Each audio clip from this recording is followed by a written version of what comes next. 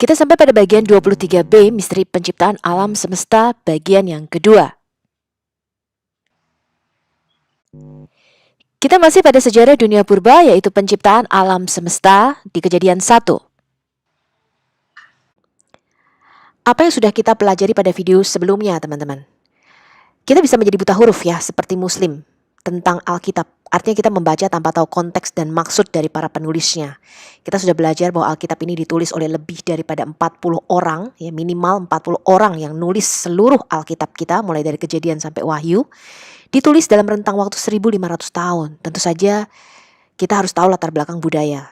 Contoh teman-teman, generasi sekarang ini dengan generasi tahun 90-an aja, gak usah jauh-jauh. Sudah beda teman-teman. Ada bahasa-bahasa yang beda, terminologi yang beda, pola pikirnya beda, ya.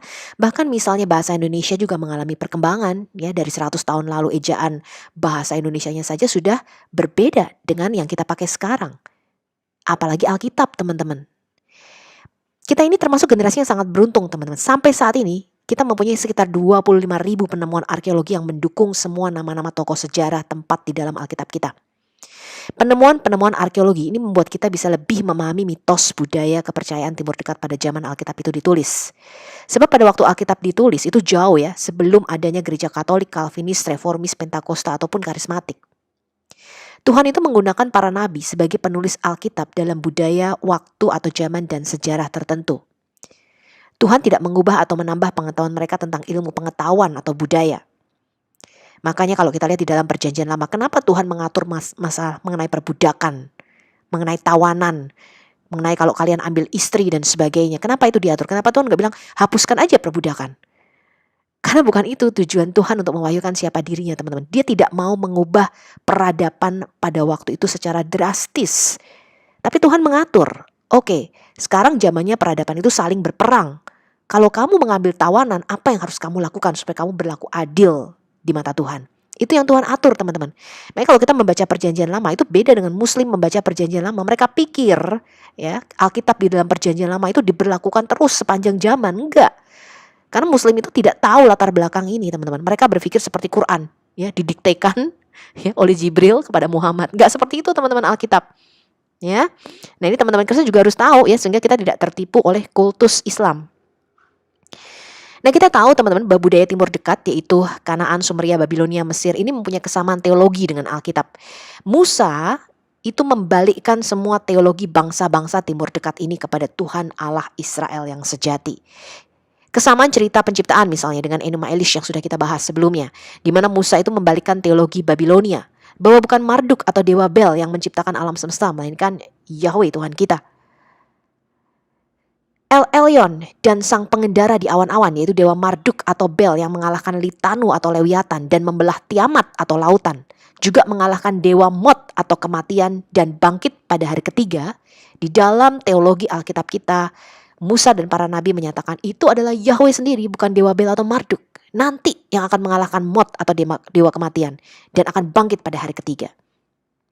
Kemudian kalau kita bicara mengenai celestial bodies gitu ya, bulan, bintang, ya, matahari. Ketika mereka bicara mengenai planet Venus, ya, di dalam Enuma Elish misalnya, ketika mereka bicara mengenai dewa A, dewa B, dewa C, ya, itu mereka bicara mewakili planet-planet tertentu. Jadi orang purba ketika mereka melihat planet atau bintang itu bukan hanya sekedar benda bulat yang ada di angkasa, enggak. Ketika mereka melihat itu, mereka tahu ada roh, ada kuasa teritorial yang mewakili. Ya, ada dewa bulannya, ada dewa mataharinya, ada dewa planet Venus, ada dewa Merkurius, Jupiter. Ya, makanya mereka mengatakan bahwa dewa Marduk ini berkepala dua, artinya mewakili dua planet besar yang cahaya dari planet ini itu lebih daripada 10 planet digabung jadi satu. Ya, nah ini mereka mewakili suatu dewa tertentu ketika mereka memandang benda-benda luar angkasa, termasuk di dalam Al-Quran, ya, termasuk di dalam teologi Islam.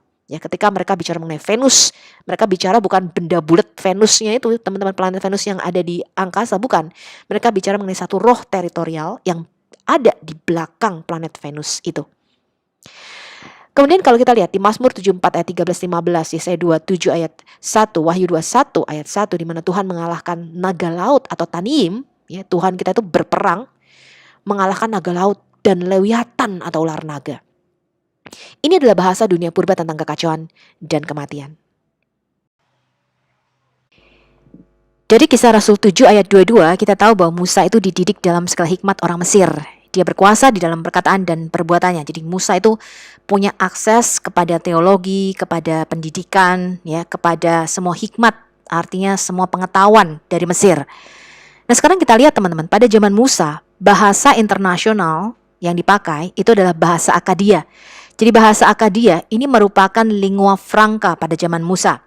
Hal ini kita ketahui dari koresponden antara penguasa Timur Dekat kuno dan Mesir, ya, antara penguasa Timur Dekat dan Firaun Mesir. Kita menemukan tablet-tablet tanah liat di dalam bahasa Akadia di dalam huruf paku atau cuneiform. Tablet-tablet tanah liat, ya, ini berisi diploma internasional. Jadi negosiasi pernikahan diplomatik, kemudian pernyataan persahabatan, terkadang juga permintaan bantuan militer, ya, kalau satu negara diserang oleh negara lain. Kemudian juga pertukaran hadiah. Jadi mereka saling menukar hadiah, ya, antara satu penguasa dengan penguasa lainnya. Mereka melakukan korespondensi di dalam surat menyurat di dalam tablet tanah liat yang kita sebut dengan surat-surat Amarna atau di Amarna Letters. Surat menyurat ini antara penguasa Babylon, Hatti, Mesir, Mitanni, dan Assyria. Nama Amarna Letters ini berasal dari tempat tablet ini ditemukan, yaitu di kota kuno Kut Aten atau Akhenaten. Kota kuno ini dibangun atas perintah Firaun Akhenaten atau Amenhotep keempat, ya, yang sekarang ini dikenal sebagai Tel El Amarna. Letaknya di sebelah timur Sungai Nil di Mesir. Semua tablet-tablet tanah liat, ya, ini tertanggal antara 1400 sampai 1300 sebelum Masehi. Tablet-tablet tanah liat ini yang kita sebut The Letters of Amarna itu ditemukan tahun 1887.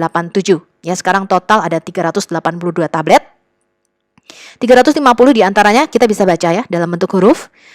Yang sekarang ini ada di berbagai museum, antara lain di Museum Inggris di London, Museum Mesir di Kairo, kemudian museum di Jerman, ya, di Berlin. Surat menyurat antara Firaun Mesir ini datang dari luar negeri, ya, dari raja-raja Babilonia, Asyur, Hatti, ya. Hatti ini Het, ya, di Asia Kecil Timur, kemudian Mitanni itu Hurrian di utara Asyur, dan Siprus. Tetapi mayoritas itu berasal dari penguasa bawahan di Suriah, Palestina, yaitu di Kanaan, Lebanon, Ugarit, dan daratan pesisir Mediterania Timur. Sebagian besar dalam bahasa Akadia. 2 tablet ditulis di dalam bahasa Het, yaitu bahasa Indo-Eropa, dan 1 tablet ditulis dalam bahasa Hurrian. Ini digunakan di kerajaan Mitanni di utara Asyur.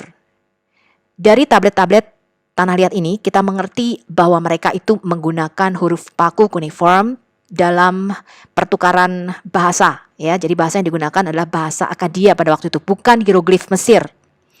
Nah, sejumlah nama-nama kota itu kita temukan di dalam tablet-tablet ini, ya. Kota-kota di Kanaan misalnya Askelon, Gaza, Geser, Hasor, Yopa, Lakish, Megiddo, Sunem, dan sebagainya. Jadi ini adalah nama-nama kota-kota di Kanaan yang pada waktu itu menjadi jajahan Mesir.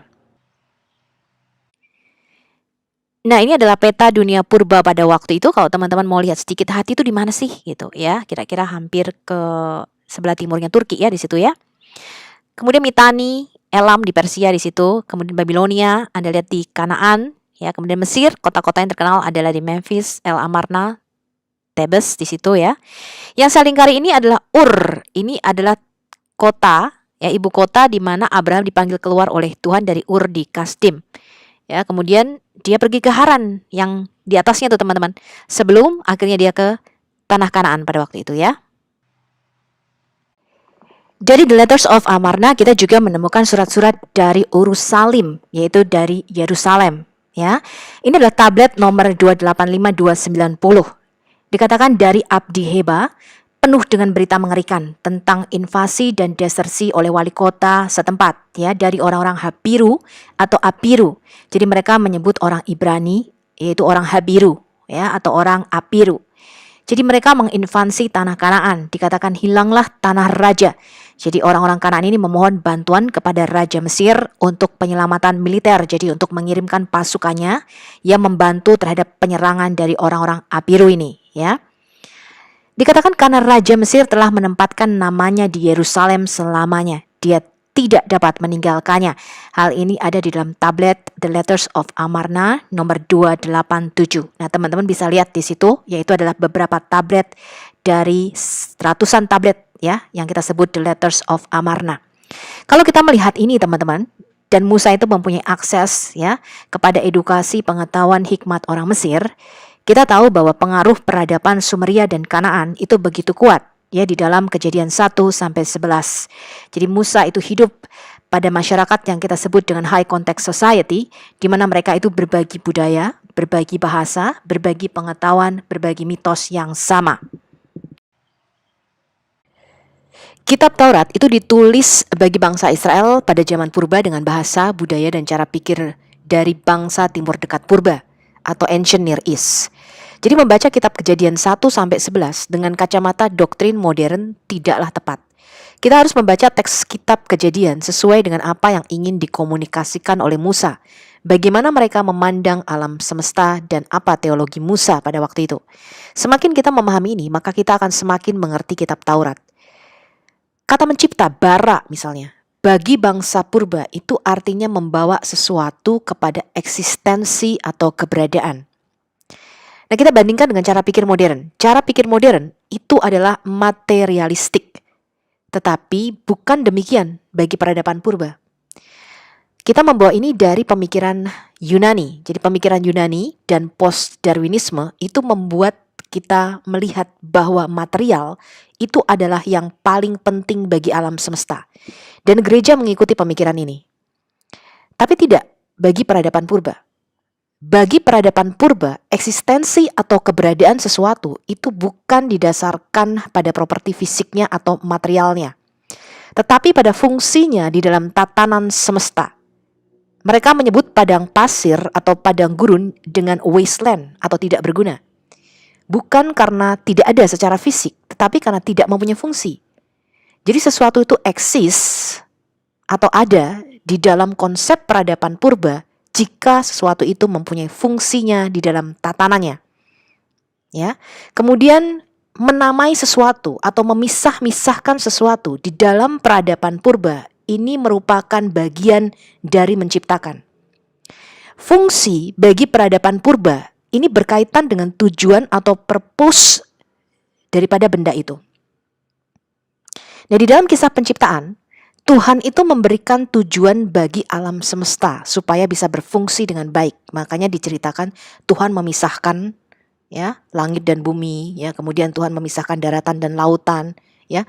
Proses memisah-misahkan ini bagi konsep peradaban purba adalah menciptakan. Di dalam pandangan peradaban purba tidak ada pemisahan antara yang natural dan supranatural. Segala sesuatu itu adalah supranatural bagi mereka. Jadi kemarin kita sudah belajar ya, Tuhan itu campur tangan dalam segala hal. Gak ada yang natural bagi peradaban purba. Ya, matahari terbit itu bukan sesuatu yang natural. Itu sesuatu yang supranatural bagi peradaban purba. Di dalam teologi Mesir misalnya, ya kita melihat matahari terbit ini penciptaan keajaiban setiap harinya. Mazmur 139 ayat 13-14. Daud menulis demikian, sebab engkaulah yang membentuk buah pinggangku, menenun aku dalam kandungan ibuku. Aku bersyukur kepadamu, oleh karena kejadianku yang dahsyat dan ajaib. Ajaib apa yang kau buat, dan jiwaku benar-benar menyadarinya. Jadi proses kehamilan bagi peradaban purba itu berkaitan langsung dengan berkat dari dewa itu. Makanya mandul itu adalah satu kutuk bagi mereka. Kisah penciptaan di Kejadian 1 itu tidak menceritakan dari mana materi ini berasal. Karena itu gak penting bagi mereka. Tapi menceritakan bahwa Tuhanlah yang membawa tatanan dan memberikan fungsi kepada alam semesta dari chaos atau kekacauan, sehingga menjadi berfungsi sebagaimana mestinya. Baik, tadi kita sudah melihat ya, Tuhan itu mengambil keputusan untuk mewahyukan siapa dirinya pada waktu dan zaman tertentu, dalam masyarakat tertentu yang mempunyai budaya pastinya, bahasa, mitos, ya, dan lain sebagainya. Tuhan itu tidak mencoba mengubah atau memberikan informasi tentang Big Bang ketika Alkitab berkata dia yang merentangkan langit seorang diri. Alkitab tidak bicara mengenai embriologi.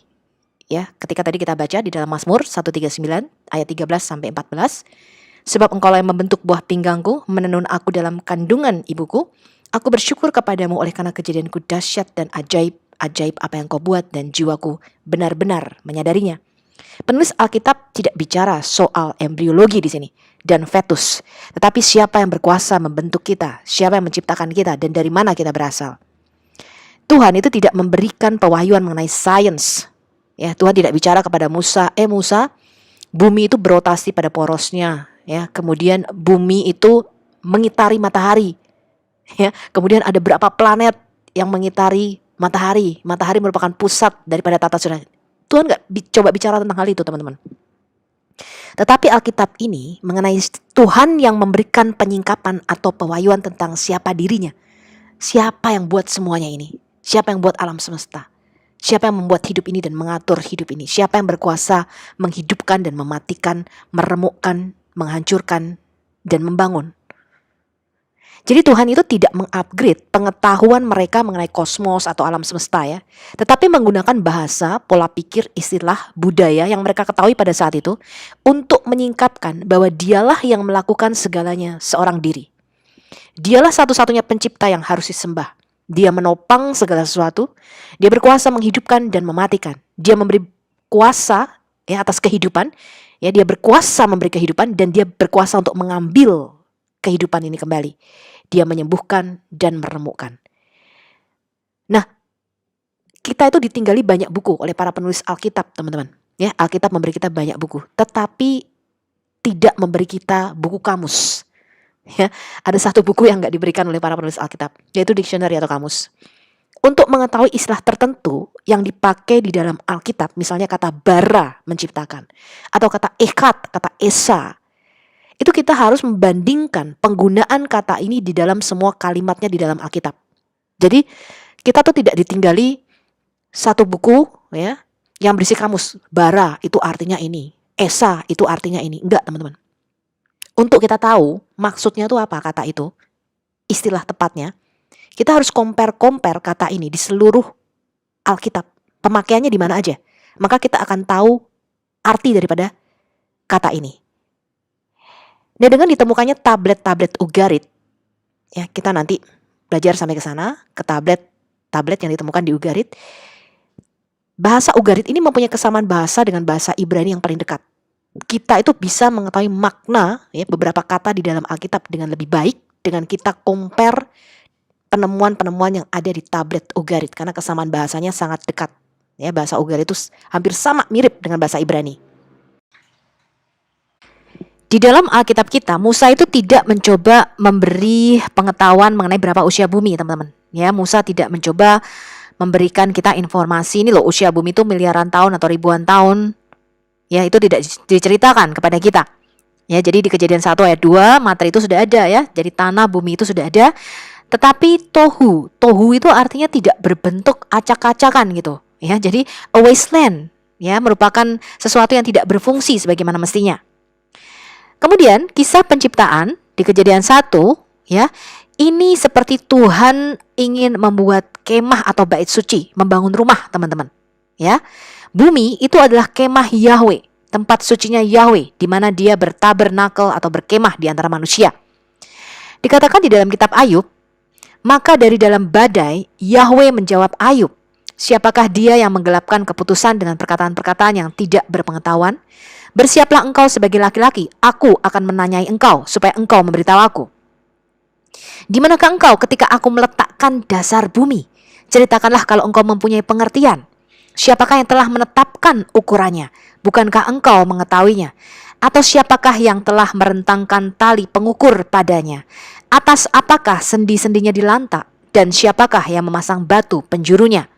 Pada waktu bintang-bintang fajar bersorak-sorak bersama-sama dan semua anak Allah bersorak-sorak, ini bicara mengenai malaikat ya. Jadi malaikat itu sudah ada ya sebelum bumi atau alam semesta dunia fisik ini diciptakan ya. Siapakah yang telah membendung laut dengan pintu ketika membual keluar dari rahim? Ketika aku membuat awan menjadi pakaiannya dan kekelaman menjadi kain bedungnya, ketika aku menetapkan batasnya dan memasang palang dan pintu. Jadi di dalam penciptaan Tuhan itu menggambarkan dirinya ya ketika dia itu menciptakan langit, bumi, memisahkan terang dari gelap ya. Kemudian dia menumbuhkan tumbuh-tumbuhan dari dalam bumi ya. Kemudian dia menciptakan manusia terakhir ya, dia istirahat ya. Tuhan itu menciptakan atau membangun sebuah rumah Ya, jadi aku tuh sedang membangun sebuah rumah di mana aku itu ingin bertabernakel atau berkemah di antara anak-anakku, di antara keluargaku. Ya, jadi Eden itu merupakan portal antara surga dan bumi, dimensi roh dengan dimensi fisik. Ya, di mana di situ Adam, ya itu bukan hanya bisa melihat Tuhan, teman-teman. Dia bisa melihat makhluk-makhluk roh lainnya. Ya. Jadi disitulah Tuhan bertabernakel di antara kita. Nah, ini keinginan Tuhan sejak dari Taman Eden, sejak dari kejadian pertama, yaitu berada di tengah-tengah kita. Makanya di kitab Wahyu, teman-teman, ya, di kitab Wahyu ini merupakan antitesis atau kitab yang berlawanan dengan kitab Kejadian. Dikatakan nanti di langit yang baru dan bumi yang baru, Tuhan itu sekali lagi berkemah di antara kita. Ya, dikatakan maka matahari tidak ada lagi, teman-teman. Ya, tidak ada lagi kematian, tidak ada lagi matahari karena Tuhan sendiri adalah terang. Ya, Yerusalem yang dari surga itu turun, artinya dia berkemah, dia bertabernakel di antara kita. Nah, ini kerinduan hati Tuhan dari sejak dulu, dari sejak awal. Ya, semoga kita tidak lagi menggagalkannya ya teman-teman ya. Kali pertama kita udah gagal nih, Adam yang pertama ya, udah gagal sehingga Tuhan tidak lagi berkemah di antara kita ya, untuk kita bisa masuk ke dalam hadirat Tuhan, untuk kita bisa berkomunikasi dengan Tuhan ya. Kalau di zaman perjanjian lama kita melakukan ritual-ritual pengorbanan binatang ya, pengorbanan darah itu ya. Kalau di perjanjian baru kita harus punya yang namanya Roh Kudus, lahir baru ya, baru kita bisa berkomunikasi dengan Tuhan ya. Tapi nanti di langit yang baru dan bumi yang baru, kita itu seperti muka dengan Tuhan, teman-teman.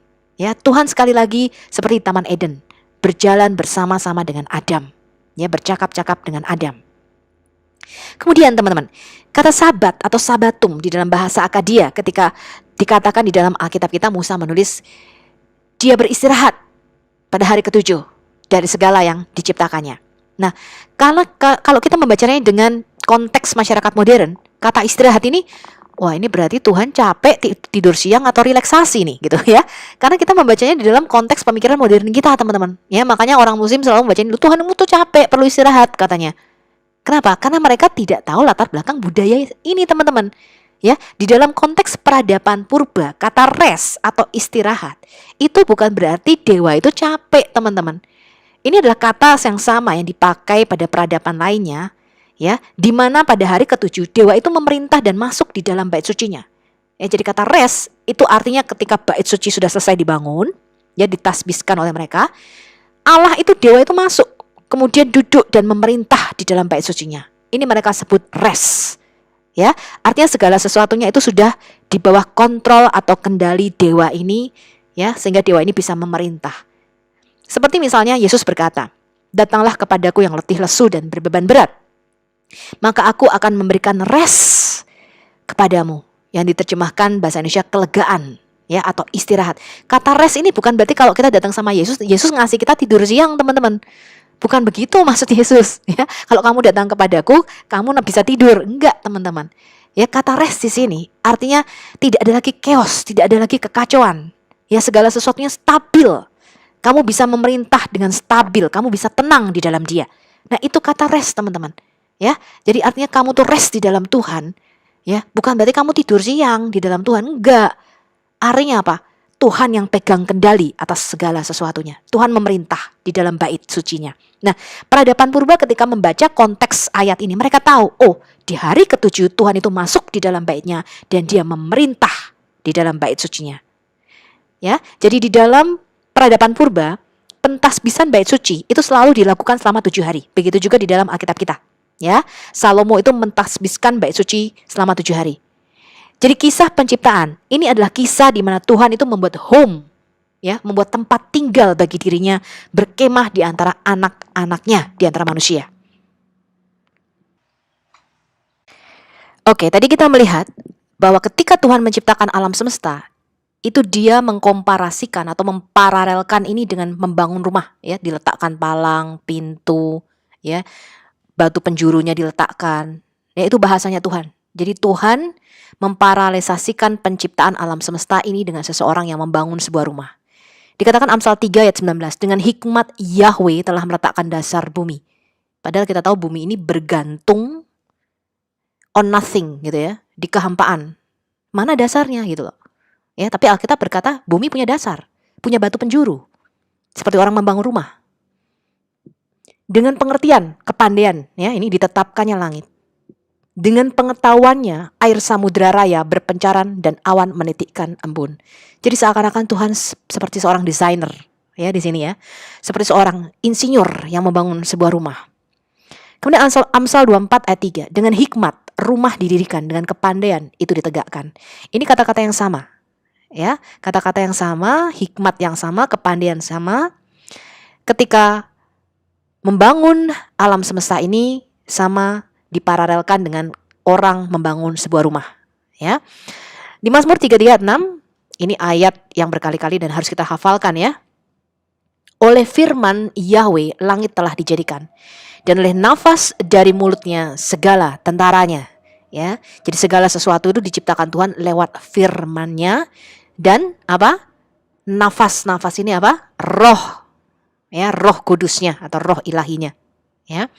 Di Ibrani 11 ayat 3, karena iman kita mengerti bahwa alam semesta telah dijadikan oleh firman Allah, sehingga apa yang kita lihat itu telah terjadi dari apa yang tidak kita lihat. Di dalam kisah penciptaan di Kejadian 1, itu menceritakan kisah tentang Tuhan yang mengatur kekacauan dunia dengan menyiapkan tanah yang baik dan mengubahnya menjadi cosmic temple atau bait suci dunia. Ya, ini ada di dalam bukunya John Walton. Kisah penciptaan ini merayakan, ya, atau kita celebrate satu Tuhan yang benar dan hidup, yang menciptakan alam semesta pada awalnya. Kisah penciptaan pertama kali itu dicatat oleh bangsa Sumeria yang merupakan peradaban pertama manusia. Kita percaya bahwa Adam ini merupakan periwayat dari kisah penciptaan ini, ya, di mana kita mendapati relief mengenai pohon kehidupan dengan 2 kerubim itu di dalam tablet-tablet batu, ya, di daerah yang kita sebut kemarin dengan Fertile Crescent atau daerah subur bulan sabit. Ya, jadi dari mana bangsa-bangsa lain juga tahu mengenai pohon kehidupan yang dijaga oleh 2 kerub. Ya, karena Adam itu hidupnya sampai 930 tahun, ya, hampir 1000 tahun loh Adam itu hidup, dan dia pasti cerita tentang penciptaan alam semesta, bagaimana Tuhan menciptakan alam semesta ini, ya. Dia dapat pengetahuan dari mana ya? Dari Tuhan sendiri, karena Adam itu di Taman Eden bercakap-cakap dengan Tuhan secara langsung, ya. Dia punya hikmat dan pengetahuan yang luar biasa pada waktu itu. Dan Adam menceritakan ini secara turun-temurun kepada anak cucunya. Itu juga memberitahu kita bahwa Tuhan itu menyiapkan tempat khusus di dunia, di tanah bumi ini untuk menjadi bait sucinya. Seperti seorang raja dan seorang ahli bangunan, Tuhan pertama kali menyiapkan situs untuk tanah ini dengan mengubah padang gurun yang tidak dapat dihuni. Di dalam bahasa Alkitab kita dikatakan tohu vavohu, tidak berbentuk dan kosong. Ya, jadi tadinya tanah bumi ini nggak berbentuk dan kosong, acak-acakan. Di Kejadian 1 ayat 2. Diubah Tuhan menjadi tempat yang baik yang dapat dihuni. Dia kemudian mengisinya dengan elemen penting untuk kehidupan dan untuk ibadah. Dia membentuk makhluk hidup untuk tinggal di dalamnya dan memberkati mereka. Kemudian Tuhan menjadikan manusia menurut gambarnya dan memberkati mereka. Dan menjadikan mereka, manusia ini ya, Adam, perwakilan kerajaan dan imamatnya untuk merawat tanah dan semua makhluknya. Jadi Adam diberikan kuasa. Berkat yang dia berikan kepada manusia itu untuk berbuah, beranak cucu ya, dan berkembang biak dan memenuhi bumi. Kemudian berkuasa atas semua elemen bumi. Menunjukkan bahwa Tuhan itu bermaksud agar berkatnya ini diperluas ke seluruh dunia. Tadinya cuma di Taman Eden aja, ya, yang diberkati, ya, kemudian Taman Eden ini sudah komplit sama Tuhan, ya, taman subur dan sebagainya. Tuhan memberikan mandat kepada Adam untuk menjadikan seluruh dunia ini sebagai Taman Eden. Ya, jadi seluruh dunia ini tadinya tidak seperti Taman Eden. Taman Eden itu cuma bagian kecil dari bumi. Ya, dikatakan Tuhan membentuk sebuah taman di sebelah timur di Eden. Jadi daerah Eden itu cuman kecil aja, teman-teman. Ya, nanti kita kalau mau lihat petanya, ya, itu cuman di daerah timur tengah saja. Ya, Eden itu daerah. Ya, kemudian Tuhan membuat taman di situ, di mana ini merupakan prototipe. Adam berhasil nggak nih? Ya, maksudnya Tuhan adalah jadikanlah seluruh bumi ini seperti Taman Eden ini loh, prototipenya. Ternyata Adam gagal. Ya, makanya tanah dikutuk sama Tuhan. Kemudian teman-teman, setelah menyelesaikan semua proses penciptaan ini, ya, semua pekerjaannya, dikatakan Tuhan beristirahat atau Tuhan berhenti dari segala yang diciptakannya pada hari ke-7. Jadi Tuhan itu mengambil tempatnya, duduk di singgasana di tahtanya dan memerintah dan menerima pujian dari semua makhluknya. Nah, ini maksudnya ketika dikatakan maka dia berhenti pada hari ketujuh. Ya. Narasi kisah penciptaan di Kejadian 1, kemudian pasal 2, pasal 3 ini berkorelasi dengan narasi tentang pembangunan tabernakel atau miskan yang harus dibangun Musa di padang gurun.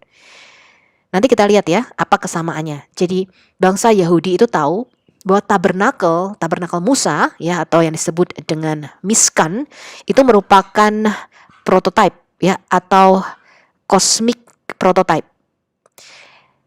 Mempunyai kesamaan atau mempunyai hubungan verbal dan tematik antara pembangunan tabernakel Musa dengan kisah penciptaan. Ya, pendirian tabernakel di Keluaran 25 sampai 31, kemudian 35 sampai 40, ini merupakan mini kosmik mencerminkan penciptaan alam semesta. Sekarang kita melihat paralelisasi antara pembangunan Mishkan atau tabernakel Musa dan penciptaan alam semesta. Kita baca di Keluaran 25 ayat 8 sampai 9. Tuhan berfirman kepada Musa demikian, "Dan mereka harus membuat tempat kudus bagiku, supaya aku akan diam di tengah-tengah mereka, menurut segala apa yang kutunjukkan kepadamu sebagai contoh kemah suci, dan sebagai contoh segala perabotannya, demikianlah harus kamu membuatnya." Jadi Tuhan itu memberikan blueprintnya, karena kemah suci ini sudah ada di surga. Makanya di kitab Wahyu, Rasul Yohanes itu ketika melihat tabir di surga itu terbelah, ya, dia melihat terbuka tabirnya, dia melihat kemah suci itu ada di surga. Nah, Tuhan itu menunjukkan blueprint ini kepada Musa. Sama seperti nanti kepada Daud.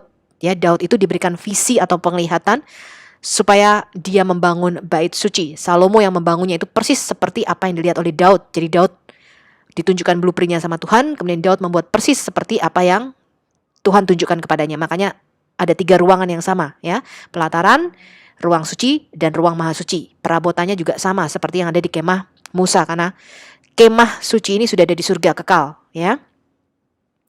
Nah, kemudian ada 7 perkataan Yahweh berfirman.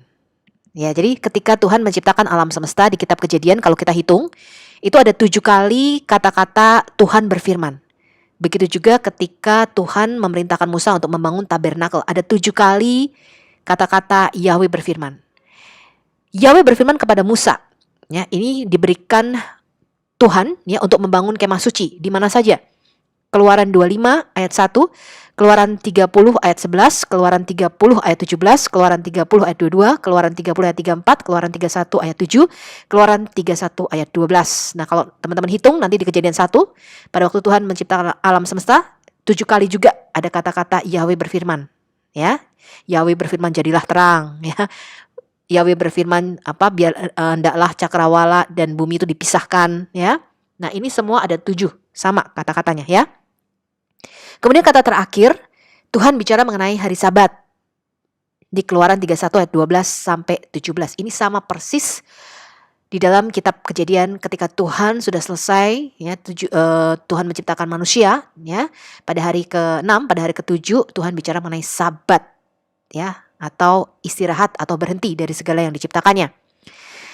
Perhatikan teman-teman, ini merupakan referensi eksplisit kepada kitab Kejadian 1 dan kitab Kejadian 2 pasal 1 dan 2.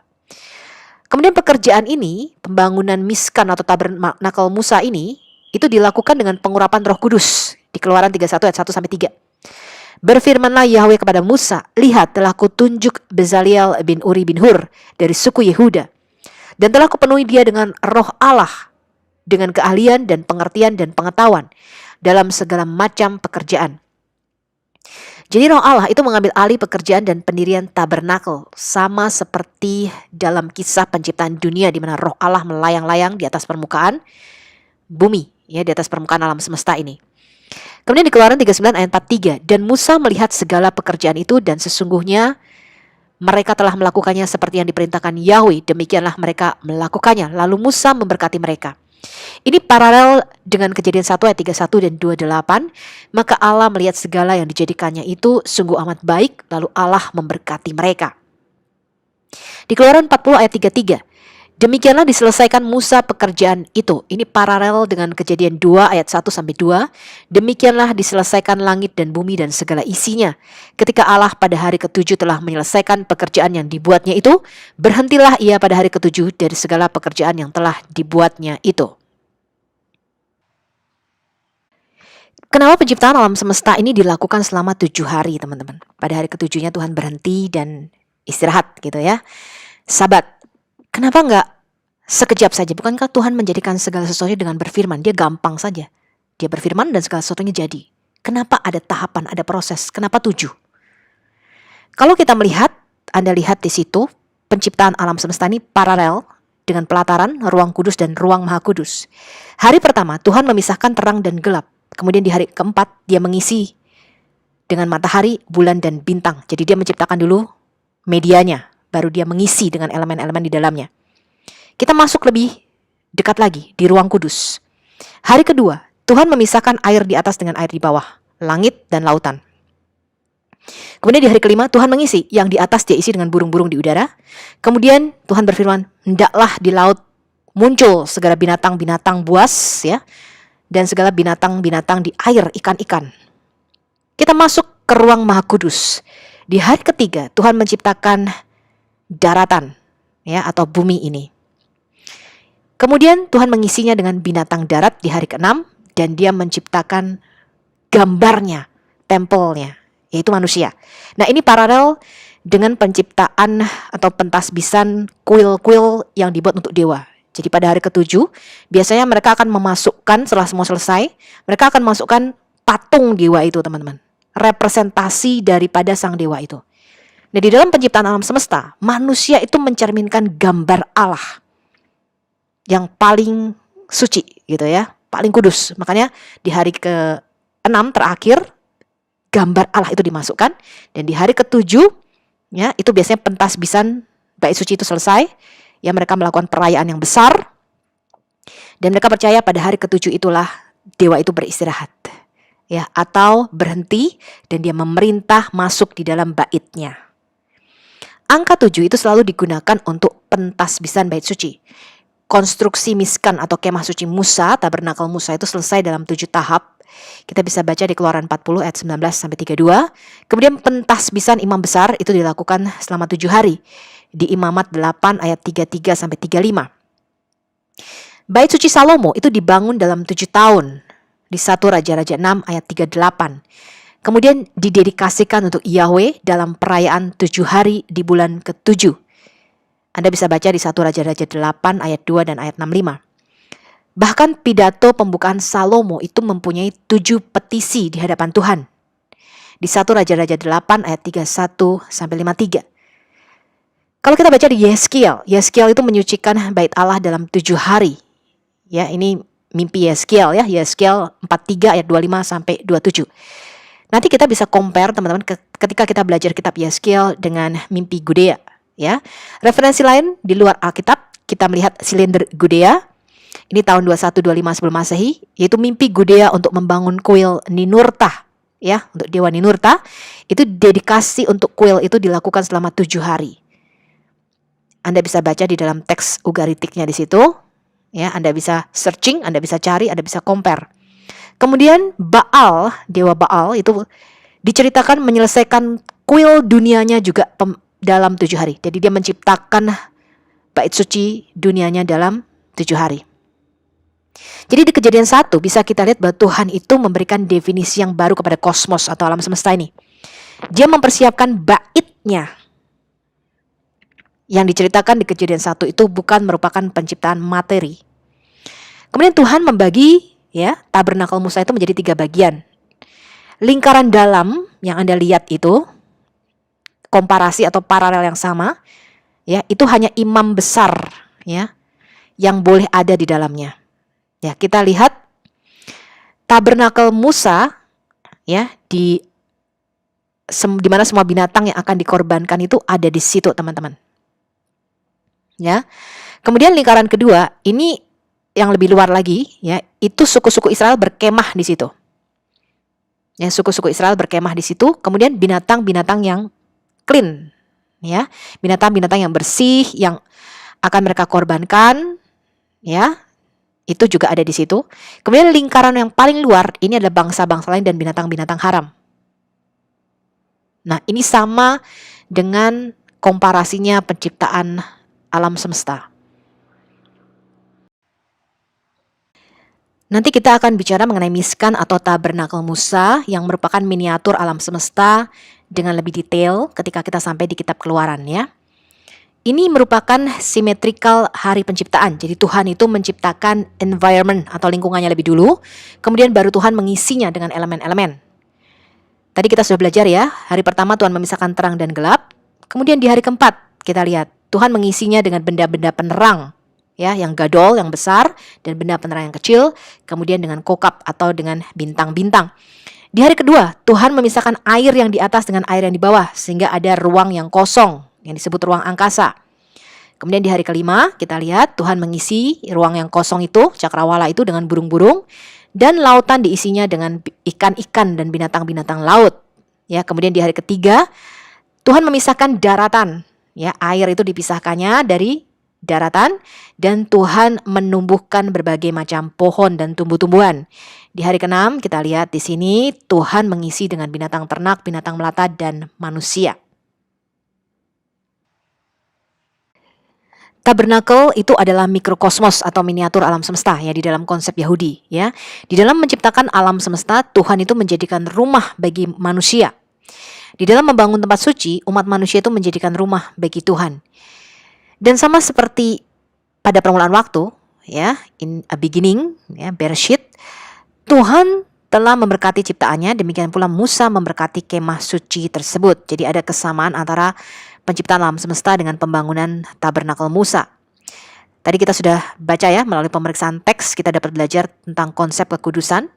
Bahwa konsep kekudusan itu bukanlah benda yang suci, tetapi tindakan dan niat manusia sesuai dengan kehendak Tuhanlah yang menciptakan kesucian.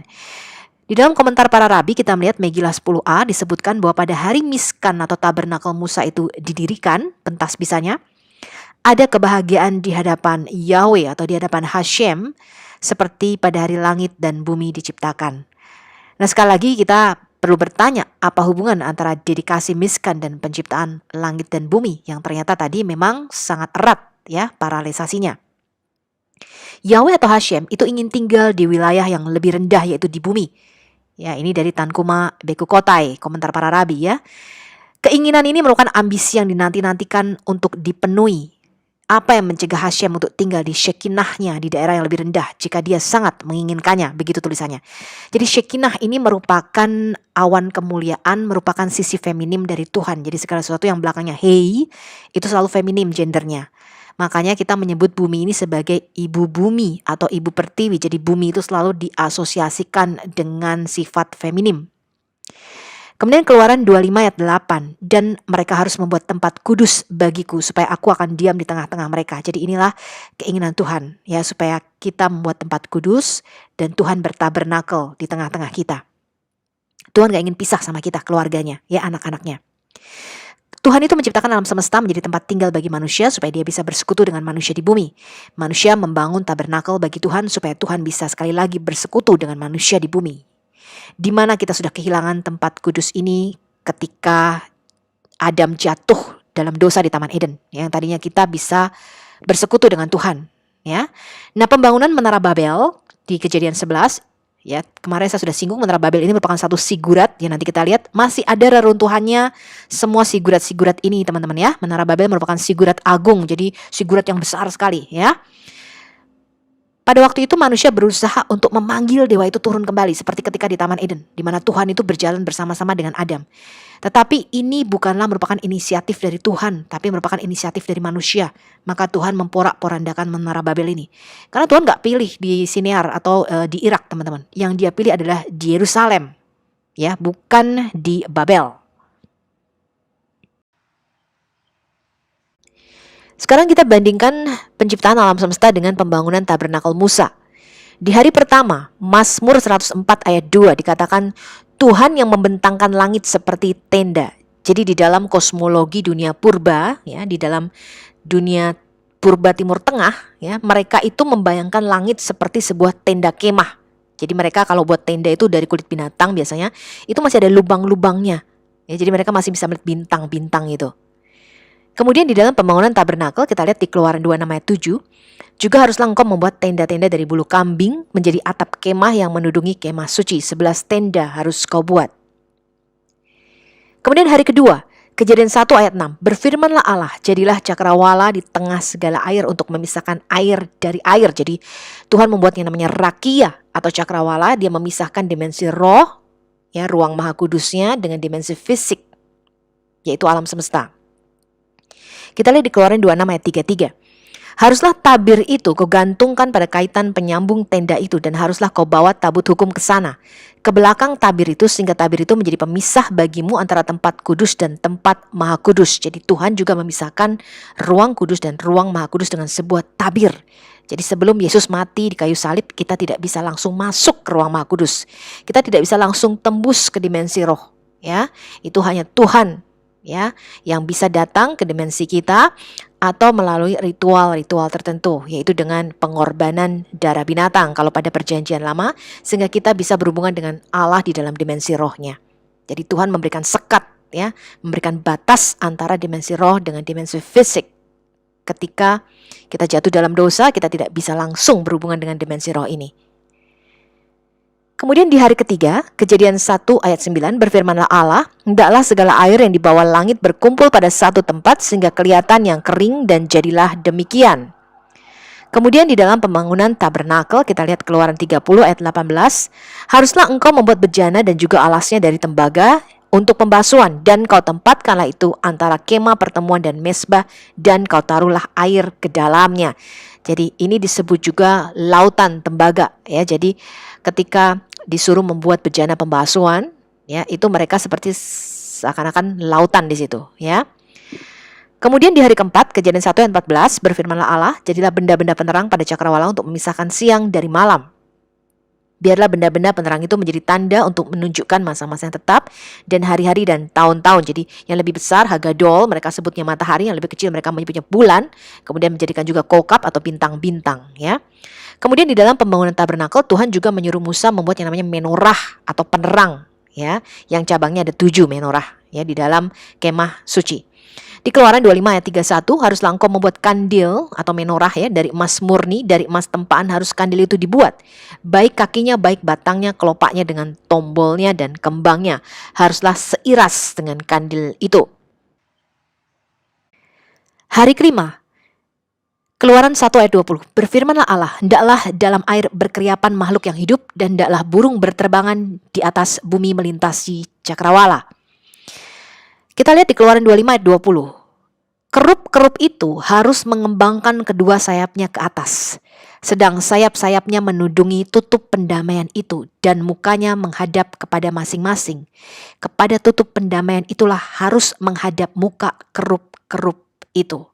Ya, jadi diasosiasikan kerup-kerup yang mempunyai sayap ini dengan apa? Dengan burung-burung, ya, dengan burung-burung di udara juga yang mempunyai sayap pada waktu penciptaan alam semesta.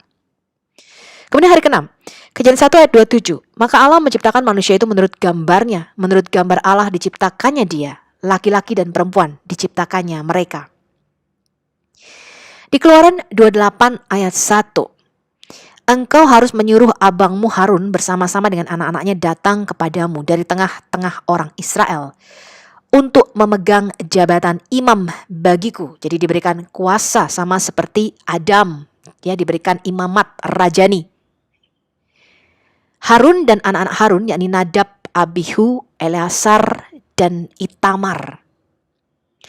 Kemudian hari ke-7, Kejadian 2 ayat 1, demikianlah diselesaikan langit dan bumi dan segala isinya. Di Keluaran 39 ayat 32, demikianlah diselesaikan segala pekerjaan melengkapi kemah suci, yakni kemah pertemuan itu. Orang Israel telah melakukannya tepat seperti yang diperintahkan Tuhan kepada Musa, demikianlah mereka melakukannya. Ya, jadi kita melihat paralisasinya, ya. Nanti kalau kita baca lebih teliti lagi, kita akan lebih jelas mengenai tabernakel Musa ini. Sekarang kita mau melihat kuasa kreatif Tuhan di dalam menciptakan atau the creative power of God. Ada beberapa kata yang dipakai Tuhan di dalam menciptakan segala sesuatu. Yang pertama, kata bara. Kata bara simple diterjemahkan sebagai menciptakan atau to create. Kata bara ini tidak selalu diartikan creatio et nihilo atau menciptakan dari yang tidak ada menjadi ada, tapi juga diartikan, ya, memberikan fungsi atau tujuan yang baru pada benda ciptaan. Kata bara ini hanya bisa dipakai oleh Tuhan, jadi subjeknya hanya Tuhan, manusia nggak bisa bara ya. Manusia tuh hanya bisa membentuk atau menjadikan, tidak bisa menciptakan. Ya, manusia, kata Pak Bambang Nursino, bisa membuat lombok jadi sambel, tapi nggak bisa ngecat lombok jadi merah gitu ya.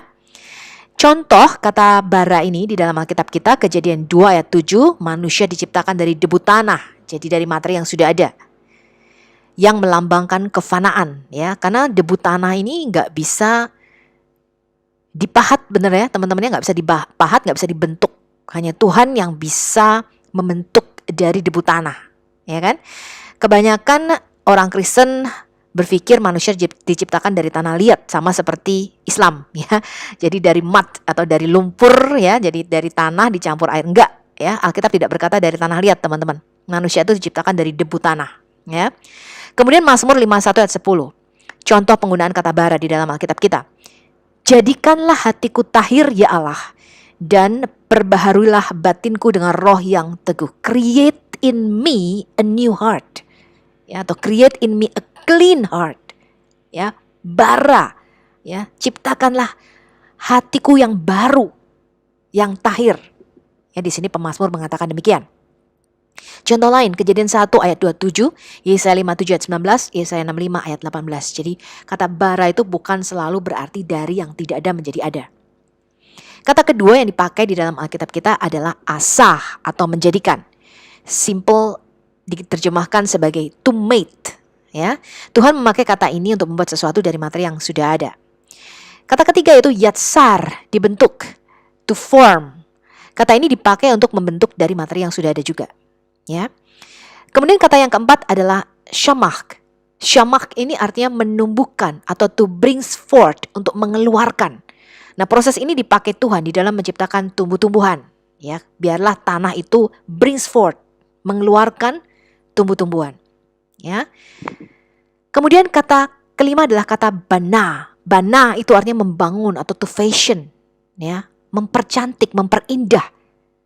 Kata ini dipakai ketika Hawa diciptakan dari bagian sisi Adam. Kemudian kata yang keenam adalah yalat atau kelahiran. Melalui reproduksi ini Tuhan juga menciptakan ciptaannya yang baru.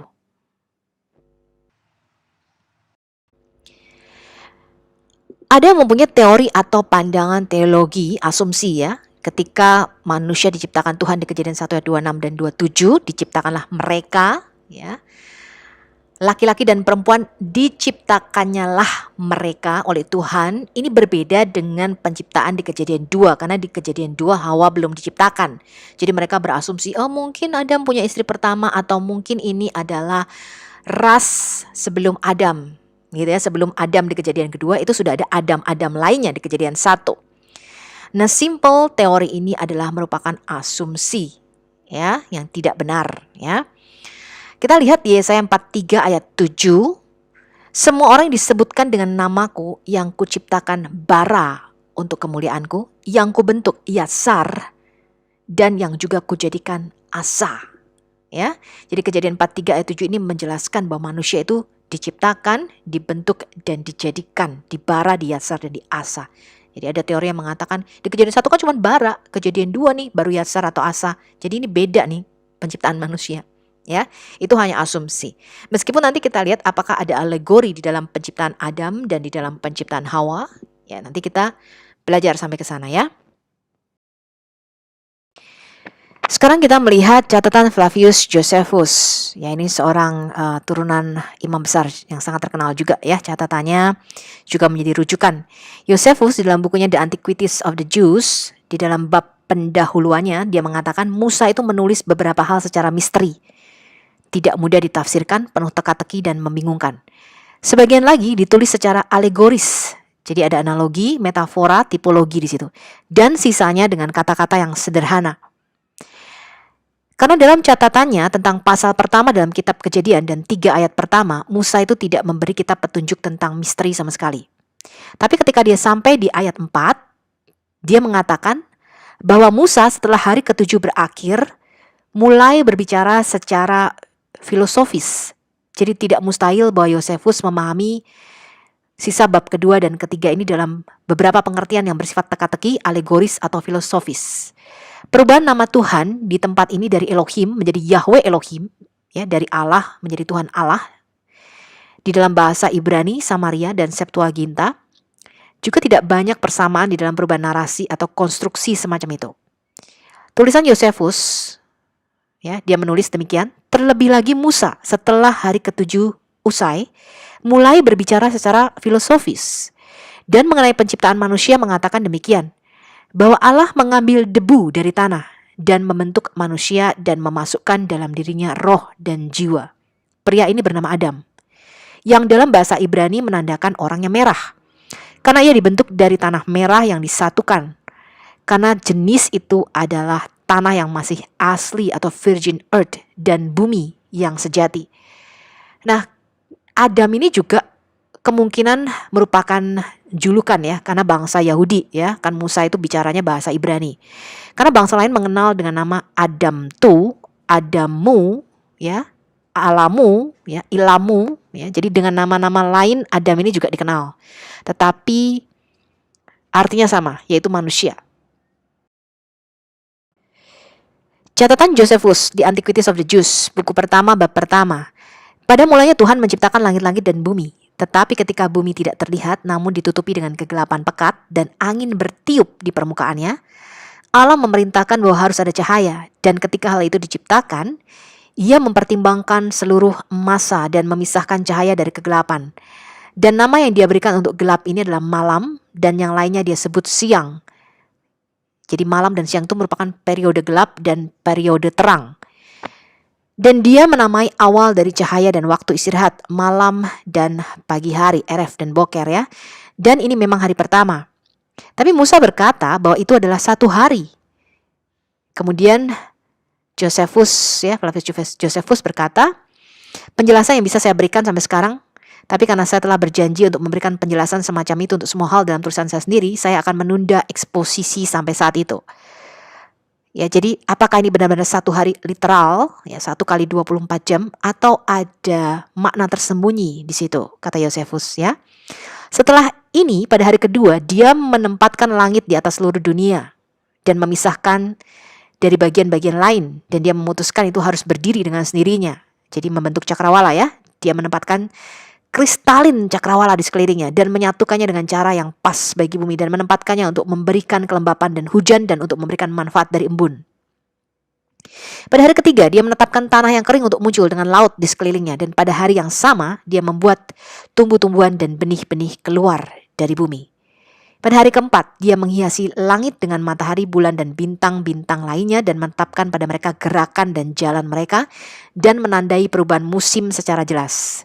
Pada hari kelima, dia menghasilkan suatu makhluk hidup, baik yang berenang maupun yang terbang. Yang pertama di laut dan yang terakhir di udara. Dia juga memilah, ya, memisahkan mereka untuk hidup dalam kelompok dan kawin untuk prokreasi, untuk berkembang biak, dan bahkan melestarikan jenis mereka supaya berlipat ganda. Pada hari ke-6, dia menciptakan binatang berkaki 4 dan menjadikannya jantan dan betina. Pada hari yang sama, dia juga membentuk manusia. Dengan demikian Musa berkata bahwa hanya dalam 6 hari dunia dan semua yang ada di dalamnya dibuat. Dan bahwa hari ke-7 adalah istirahat atau berhenti, ya, dan pembebasan dari karya penciptaan atau pekerjaan tersebut, di mana kita merayakan sabat atau peristirahatan dari pekerjaan kita pada hari itu, dan menyebutnya dengan kata sabat, ya, kata yang menunjukkan istirahat dalam bahasa Ibrani. Jadi apakah kata yom, ya, atau kata hari di dalam Alkitab kita, ya, yom echad, yom sheni, yom selishi, yom ravi'i, ya, hari Minggu, hari pertama, ya, hari Senin, Selasa, Rebu, hari kedua, dan selanjutnya, itu merupakan literal, artinya 1 kali 24 jam. Kita bisa katakan dengan pasti iya, ya, artinya literal 1 kali 24 jam waktu kita, waktu bumi. Tetapi apakah Tuhan merenggangkan alam semesta ini, menciptakannya dalam waktu bumi? Itu masih merupakan misteri bagi kita. Oke, karena pada waktu penciptaan alam semesta itu bumi belum berbentuk, jadi waktunya belum berdetak. Ya, nanti kita lihat komentar para rabi yang, ya, bisa jadi masukan buat kita memikirkan penciptaan alam semesta. Tetapi Tuhan lewat Musa mau menceritakan penciptaan alam semesta ini dalam waktu 7 hari. Kenapa?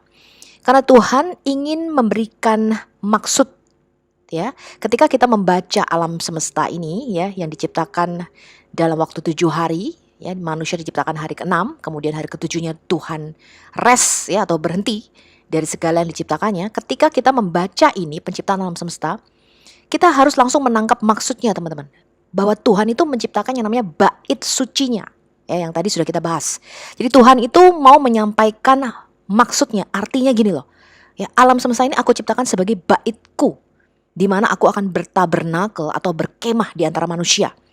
Ya, menjadi satu portal antara dimensi roh dengan dimensi fisik, di mana dia mau masuk, ya, dia mau melebarkan kerajaannya itu ke dalam dimensi yang lebih rendah, yaitu dimensi fisik yang dia ciptakan sendiri.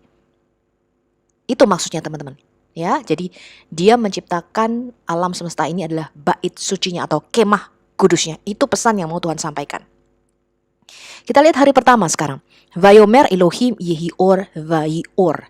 Berfirmanlah Allah, biarlah ada terang, dan terang itu ada. Jadi terang itu diperkenalkan masuk ke dalam dimensi fisik, ya, bukan diciptakan. Mengapa Tuhan menamai terang itu siang dan gelap itu malam? Musa itu mau mengkomunikasikan kepada kita apa fungsi dari terang itu, yaitu untuk menandai periode waktu di mana ada terang, yaitu siang hari, dan periode gelap, yaitu malam.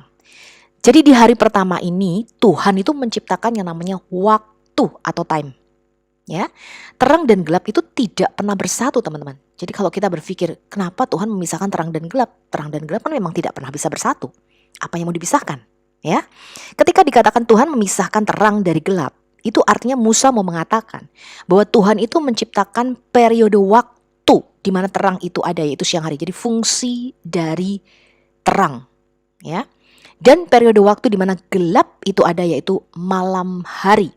Nah, inilah fungsi dari terang dan gelap di dalam tatanan alam semesta. Ingat ya, kita sudah belajar bahwa manusia purba, ya, Timur Tengah, ya, pada waktu itu berpikir yang namanya eksistensi atau keberadaan sesuatu itu ada kalau dia mempunyai purpose atau tujuannya, ya. Jadi waktu ini adalah yang pertama kali diciptakan di dalam kitab Kejadian. Nah, bersamaan dengan waktu maka materi dan ruang juga sudah ada. Jadi materi dan ruang itu tidak mungkin ada tanpa waktu.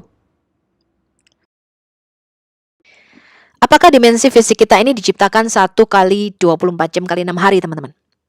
Kita lihat dulu the stretch factor atau faktor perluasan alam semesta. Dari bukunya Dr. Gerald Schroeder, dia ahli fisikawan nuklir Yahudi, bukunya judulnya Genesis and the Big Bang. Kita mendapati faktor dari ekspansi ruang angkasa ini adalah mendekati 10 pangkat 12. Didapat dari mana? Dari hadron nukleosintesis. Jadi quarks itu dibekukan, ya, dibekukan di bawah titik 0.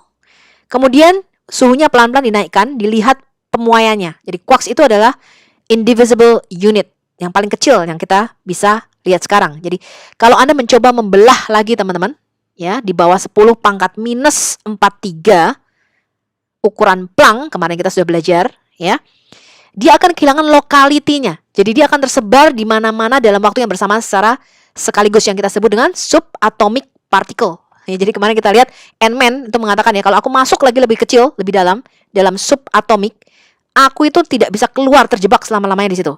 Karena dia masuk ke dalam subatom. Jadi lebih kecil lagi, ya, daripada 10 pangkat minus 43 ukuran Planck, maka dia akan kehilangan lokalitinya. Dia akan tersebar di mana-mana dalam waktu secara bersamaan, jadi terjebak selama-lamanya, yaitu namanya subatomic particle. Dr. Gerald Schroeder itu mengambil faktor perluasan eksponensial dan menyimpulkan, ya, hari pertama itu kira-kira 8 miliar tahun, hari kedua 4 miliar tahun, hari ketiga 2 miliar tahun, hari keempat 1 miliar tahun, hari kelima setengah miliar tahun, hari keenam 1/4 miliar tahun, total kira-kira 15/3/4 miliar tahun. Nah, kalau kita kalikan nih 16 miliar tahun kali 365, ini ngitungnya pakai integral ya, teman-teman ya. Saya nggak akan bicara sampai ke sana, ya. Anda bisa cek sendiri bukunya, Anda bisa baca sendiri. Kira-kira 6 berapa tuh? 6 miliar hari gitu ya. Nah, kalau disusutkan dengan faktor ekspansi, ya, 6 kali 10 pangkat 12 hari ini dibagi 10 pangkat 12, ini menjadi kira-kira 6 harinya kita. Nah, dua-duanya bisa benar, teman-teman, tergantung waktu siapa nih yang dipakai di kitab Kejadian. Oke, karena pada waktu penciptaan hari pertama, Adam kan belum ada, belum diciptakan. Ya. Bumi belum dipisahkan, masih berbentuk air. Ya, baru ada terang dan Tuhan memisahkan gelap dari terang. Jadi pada waktu itu belum ada jam bumi, teman-teman. Kalau belum ada ruang, ya, maka waktu itu belum ada.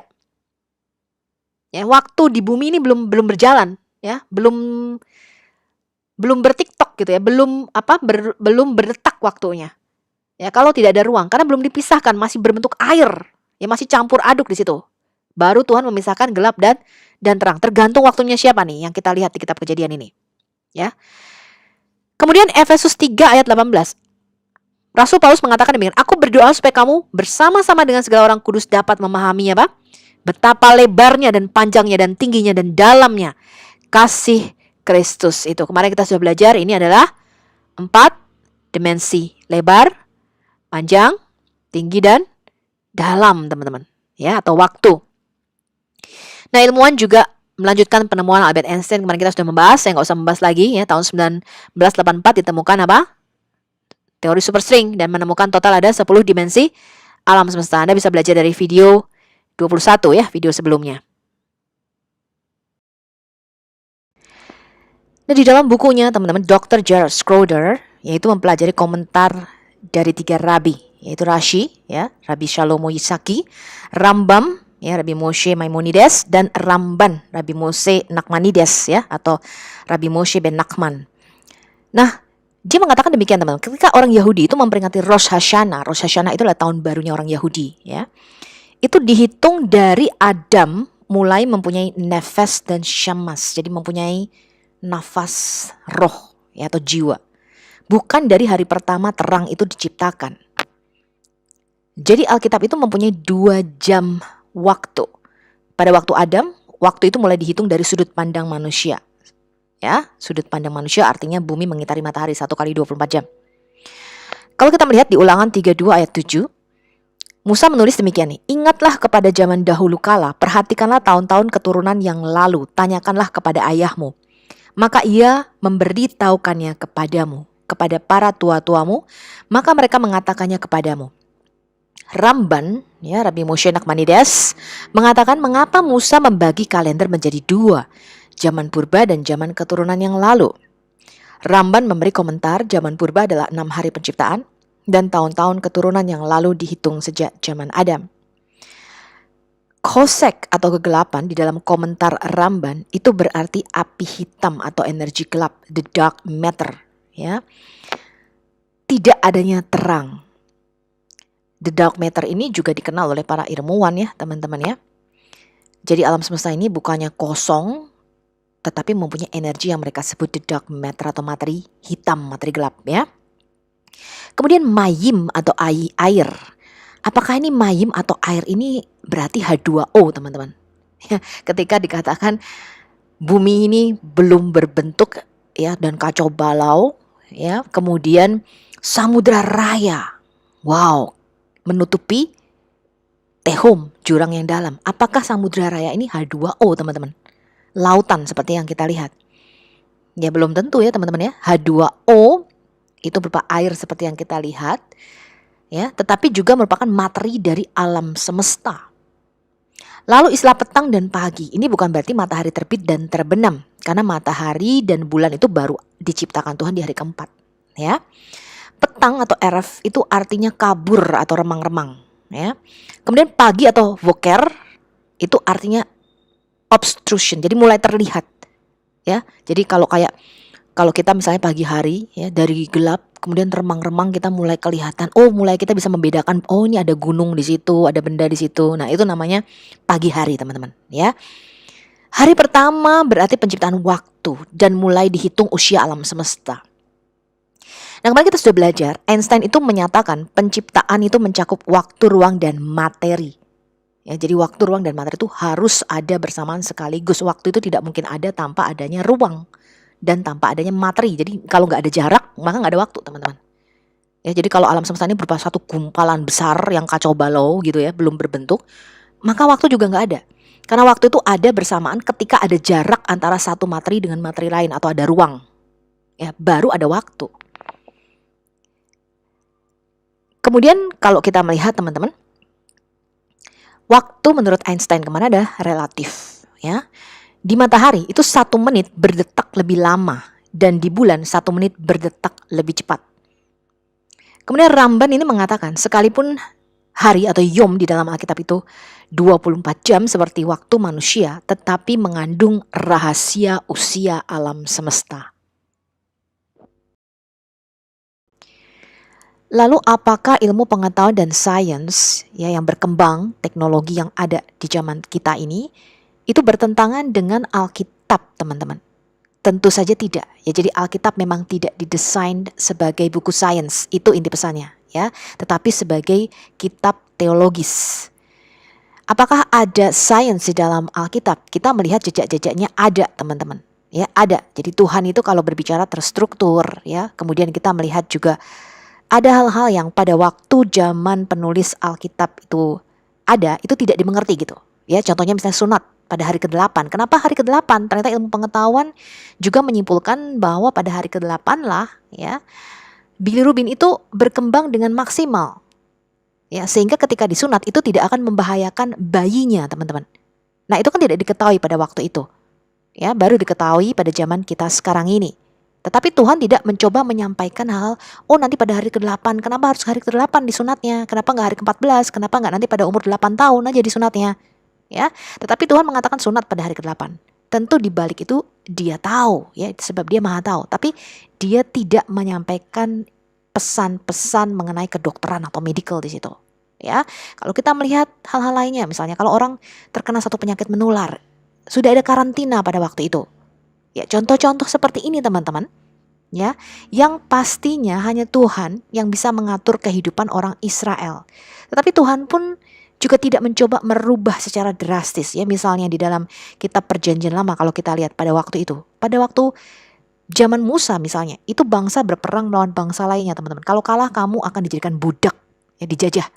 Nggak ada yang namanya negosiasi, fakta negosiasi, ya, kemudian ada United Nations, kemudian ada perdagangannya di stop pada waktu. Nggak ada hal-hal seperti itu, teman-teman. Kalau suatu bangsa ya berperang, ya pada waktu itu ada yang namanya zaman perang. Jadi ada musimnya ketika raja-raja itu keluar untuk berperang, teman-teman, untuk memperluas wilayahnya. Ya, dan Tuhan tidak memberikan satu hukum, oke stop, kamu bentuk aja United Nations pada waktu itu, gitu. Nggak seperti itu, teman-teman. Tapi Tuhan mengatur, oke, kalau kamu berperang, ya kemudian kamu mengambil budak, itu diatur sama Tuhan supaya kamu tuh adil dan fair dan tidak memperlakukan budak-budak atau tawananmu tuh dengan sembarangan. Itu ada di dalam Taurat kita. Jadi Tuhan tidak mencoba merubah budaya pada waktu itu karena Tuhan tahu nanti sesuai dengan perkembangan zaman, perkembangan ilmu pengetahuan, kamu akan tahu dengan sendirinya. Ya, dia memberikan mandat itu bagi manusia untuk kita mengatur bagaimana kehidupan sosial ini. Nah, Tuhan hanya menyampaikan ini loh caranya kamu hidup pada zaman itu. Ya, makanya kalau kita lihat ya di dalam zaman Perjanjian Lama, Tuhan mengatur hak-hak budak. Ya, kalau budak itu nanti mau menjadi orang merdeka itu bagaimana? Itu diatur sama Tuhan. Ya, dan Tuhan memberikan perintah itu secara langsung. Dia mengerti itu. Nah, ini bedanya di dalam Perjanjian Lama. Nah, ini kita mesti tahu bahwa ada background sejarah, ada background latar belakang budaya itu. Ya. Nah, misalnya ketika Yesus misalnya dalam Perjanjian Baru, dia membaharui dengan hukum kasihnya. Ya, karena Yesus datang sebagai pembaharuan dari hukum moral. Dia mengangkat hukum Taurat ke hukum yang lebih tinggi, yaitu di hukum moralnya, teman-teman. Ya, dia tidak mencampurkan antara politik, kekuasaan politik ya negara dengan kerohanian pada waktu itu. Nah, ini kita juga harus mengerti pesan teologis daripada Yesus ya, ketika nanti kita belajar mengenai Perjanjian Baru. Ya, kemudian ketika Yesus mengatakan misalnya ya, kalau kamu mempunyai iman sebesar biji sawi, ya, biji sawi ini paling kecil ya dari antara semua biji tumbuh-tumbuhan, Yesus berkata demikian, kamu mampu memindahkan gunung ini. Kemudian ilmu pengetahuan berkata, oh iya, kata-kata Yesus ini salah gitu. Yang benar tuh biji anggrek atau bahkan atom lebih kecil. Ya, pada zaman itu mereka tidak familiar dengan hal-hal ini, teman-teman, di Timur Tengah. Ya, mereka tidak memelihara bunga-bungaan pada waktu itu. Ya, yang mereka kenal adalah biji sesawi. Ya, itu mereka kenal, mereka tahu. Ya, jadi Yesus tidak berkata kalau kamu mempunyai iman sebesar atom, proton atau neutron, wah itu tentu saja akan sangat dahsyat sekali Alkitab kita ya. Tetapi apakah komunikasi seperti itu akan dimengerti oleh orang pada zaman itu? Tentu saja mereka tidak akan mengerti apa Yesus katakan. Gitu ya, Yesus memakai perumpamaan dalam bahasa yang mereka mengerti. Ya, makanya Tuhan berbicara dengan hikmatnya lewat perumpamaan supaya orang sederhana itu mampu mengerti kata-kata Yesus ini, teman-teman. Sekarang kita lihat lagi teman-teman, kita bedah lebih dalam lagi kejadian 1 dan kejadian 2. Di sini Tuhan berbicara secara matematis merujuk kepada angka 3. Jadi angka 3 ini dalam konsep Yahudi adalah angkanya Tuhan. Dan angka 7 itu adalah perfection atau kesempurnaan. Kita melihat paralisasi dari hari pertama dan hari keempat, hari kedua, hari kelima, kemudian hari ketiga ke hari keenam. Kata bara misalnya ya, kata mencipta atau create itu digunakan 3 kali. Ketika Tuhan menciptakan materi, ya di kejadian 1 ayat 1, Tuhan menciptakan binatang-binatang laut yang besar dan binatang-binatang lainnya di kejadian 1 ayat 21. Dan ketika Tuhan menciptakan manusia, ada 3 kali kata bara di kejadian 1 ayat 27. Kemudian Tuhan membagi segala sesuatu di dunia fisik ini menjadi 3. Ya, in the beginning, pada mulanya berarti dia menciptakan waktu, ya, beginning time. Kemudian dia menciptakan langit-langit, artinya dia menciptakan ruang atau jarak, space, ya. Dan dia menciptakan bumi atau materi. Kemudian Tuhan juga membagi tanaman menjadi 3, tunas-tunas muda, tumbuh-tumbuhan berbiji, dan pohon-pohon yang berbiji dan berbuah. Tuhan membagi objek alam semesta menjadi 3, matahari, bulan, dan bintang-bintang. Jadi yang lebih besar, ya, benda penerang yang lebih besar disebutnya Hagadol, ya, yang disebut matahari. Benda penerang yang lebih kecil, mereka sebutnya bulan dan kokab atau bintang-bintang. Kemudian Tuhan membagi binatang menjadi 3, di air, di udara, dan di darat. Tuhan membagi binatang darat menjadi 3, binatang ternak, binatang melata, dan binatang liar. Ya, jadi nggak ada dibagi lagi serangga, ya, dibagi lagi mamalia. Ya, Tuhan selalu bicaranya 3, 3, 3, dan 3, teman-teman. Kemudian Tuhan menciptakan manusia menjadi 3, laki-laki dan perempuan, dan dia memberkati mereka sehingga mereka mempunyai anak-anak. Ya, jadi Tuhan menciptakan family atau keluarga di situ. Kemudian Tuhan memberi 3 berkat dan 3 kutuk. Tuhan memberkati binatang, kemudian dia mengutuk ular. Tuhan memberkati manusia dan dia mengutuk tanah. Ya, dia memberkati manusia atau Adam, dia mengutuk tanah atau Adamah. Ya, tanah itu adalah Adamah. Tuhan memberkati hari Sabat dan dia mengutuk Kain. Ya. Nah, jadi kita melihat ada paralisasinya ketika Tuhan itu berbicara di sini. Sekarang kita mau lihat konsep terang atau or di dalam Alkitab kita, teman-teman. Mazmur 119 ayat 105, firman-Mu itu pelita bagi kakiku dan terang bagi jalanku. Jadi firman Tuhan yang merupakan wisdom, hikmat Tuhan, pengetahuan, ya, merupakan spiritual knowledge atau pengetahuan rohani yang dari Tuhan, itu adalah pelita bagi kaki kita dan terang bagi jalan. Jadi kita bisa tahu kita mau ke kanan ke kiri, ya. Firman Tuhan adalah petunjuknya. Kemudian Yohanes 9 ayat 5, selama aku di dalam dunia, akulah terang dunia, kata Yesus. Yohanes 12 ayat 46, aku telah datang ke dalam dunia sebagai terang, supaya setiap orang yang percaya kepadaku jangan tinggal di dalam kegelapan. Ya, artinya kebodohan. Kebodohan rohani, ya, spiritual dumbness, ya. Kemudian Mazmur 119 ayat 130, bila tersingkap firman-firman-Mu memberi terang, memberi pengertian kepada orang-orang bodoh. Jadi terang di dalam Alkitab kita itu adalah pengetahuan, ya, di dalam teologi Alkitab kita. Terang ini adalah keteraturan, ya, kegelapan itu identik dengan chaos, kekacauan, ya, ketidakteraturan dan kebodohan. Ya, jadi kebodohan itu sama dengan orang yang tinggal di dalam kegelapan, ya, itu menurut Alkitab kita. Nah, firman itu mengajar dan memberi pengertian. Ya, di Yohanes 1 ayat 4 dan ayat 9, dalam Dia sang firman itu ada hidup, dan hidup itu adalah terang manusia. Terang yang sesungguhnya yang menerangi setiap orang sedang datang ke dalam dunia. Sekarang kita melihat konsep Shamayim atau heavens atau langit-langit di dalam Alkitab kita. Jadi konsep langit di dalam Alkitab itu ada 3, teman-teman, ya.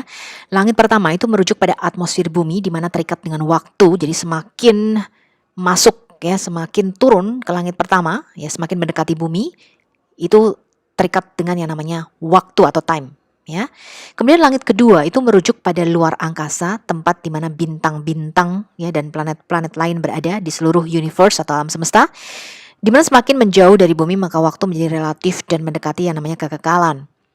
Langit ketiga itu merujuk pada dimensi roh atau surga di mana tinggal Tuhan dan semua penghuni surga, ya, dan malaikat-malaikat. Ini adalah dimensi yang tidak terikat waktu dan ruang. Penciptaan langit ketiga itu tidak diceritakan di dalam Alkitab kita, ya. Jadi yang diceritakan mulai dari kejadian 1 itu adalah langit pertama, langit kedua, dan bumi. Langit ketiga tidak diceritakan, ya. Ini adalah ayat-ayatnya, ya, di mana para penulis Alkitab itu memandang kosmologi atau memandang dimensi alam semesta. Ulangan 10 ayat 14 ya. Sesungguhnya Yahweh Allahmu lah yang mempunyai langit samayim ya, jamak di sini ya, langit-langit. Bahkan langit-langit ya atau samayim yang mengatasi segala langit dan bumi dengan segala isinya. Jadi di dalam konsep Alkitab ya itu langit itu nggak satu teman-teman. Ada beberapa lapis. Nah kita lihat dulu langit pertama ini disebut atmosfer ya di Yeremia 4 ayat 25. Aku melihat ternyata tidak ada manusia dan semua burung di samayim ya di udara sudah lari terbang. Ya, kemudian di Kejadian 2 ayat 19, 7 ayat 3 dan 23, kemudian Mazmur 8 ayat 8, Ratapan 4 ayat 19. Ya, ini di mana langit pertama yang terikat oleh waktu. Ya, ini ada burung-burung di udara, berarti ini masih atmosfer kita ya, teman-teman ya, atmosfer bumi. Kemudian langit kedua ini disebut luar angkasa ya. Yesaya 13 ayat 10. Sebab bintang-bintang dan gugusan-gugusannya di langit atau di samayim tidak akan memancarkan cahayanya. Matahari akan menjadi gelap pada waktu terbit dan bulan tidak akan memancarkan sinarnya. Ya, referensi lainnya di Ulangan 17 ayat 3, Yeremia 8 ayat 2, Matius 24 ayat 29. Kemudian langit ketiga, ini yang disebut surga atau langit di atas segala langit, yaitu dimensi roh ya, tempat di mana Tuhan bersemayam. Ibrani 9 ayat 24. Sebab Kristus bukan masuk ke dalam tempat kudus buatan tangan manusia yang hanya merupakan gambaran saja dari yang sebenarnya, tetapi ke dalam samayim, ya, ke dalam surga sendiri untuk menghadap hadirat Allah guna kepentingan kita. Referensi lainnya Ulangan 10 ayat 14, 1 Raja-Raja 8 ayat 27, Mazmur 115 ayat 16, Mazmur 148 ayat 4. Nah, Alkitab Indonesia LAI sudah tepat ya menerjemahkan samayim ini bukan sebagai surga-surga tapi sebagai langit-langit ya, dan langit yang tertinggi disebut dengan surga. 2 Korintus 12 ayat 3. Aku tahu tentang seorang Kristen, ini tulisan Paulus ya. 14 tahun yang lampau, entah di dalam tubuh aku tidak tahu, entah di luar tubuh aku tidak tahu, Allah yang mengetahuinya, orang itu tiba-tiba diangkat ke tingkat yang ketiga dari surga. Ya, jadi langit ada 3 menurut Alkitab kita. Nah, ini adalah gambaran teman-teman bagaimana konsep Yahudi atau Alkitab itu memandang samayim atau langit-langit ya. Jadi ada langit pertama, langit kedua, langit ketiga ya. Dan setiap langit-langit ini dipisahkan oleh yang namanya kanopi air. Dan kanopi air ya yang ada di antara langit pertama dan kedua ini jebol ya pada waktu banjir Nuh, teman-teman ya. Kita lihat di Kejadian 7 ayat 11 sampai 12. Terbukalah tingkap-tingkap di langit dan turunlah hujan lebat meliputi bumi 40 hari 40 malam lamanya. Jadi kita mencatat sebelum zaman Nuh ini hujan belum ada. Ya, jadi ada embun ya yang membasahi bumi ya. Mereka mempunyai sungai yang luar biasa yang mengairi bumi ya. Jadi atmosfernya itu sangat sempurna, makanya umurnya panjang-panjang ya. Umurnya bisa mencapai ratusan tahun pada waktu itu. Dan dipercaya juga bumi itu weather ya atau seasons atau musimnya itu merata di seluruh dunia, teman-teman. Ya, jadi diatur sama Tuhan sehingga panas nggak terlalu panas, dingin nggak terlalu dingin ya. Nah, jejak kanopi air ini juga secara saintis ya, ilmuwan mengatakan ya memang ditemukan gitu ya, tapi saya tidak akan membahas sampai ke sana karena nggak essence ya, nggak penting buat kita. Sekarang kita mau lihat apa artinya Virwah Elohim Merakefet al Pnei Hamayim, roh Allah melayang-layang di atas permukaan air. Roh Kudus itu bergerak-gerak di atas permukaan samudra raya.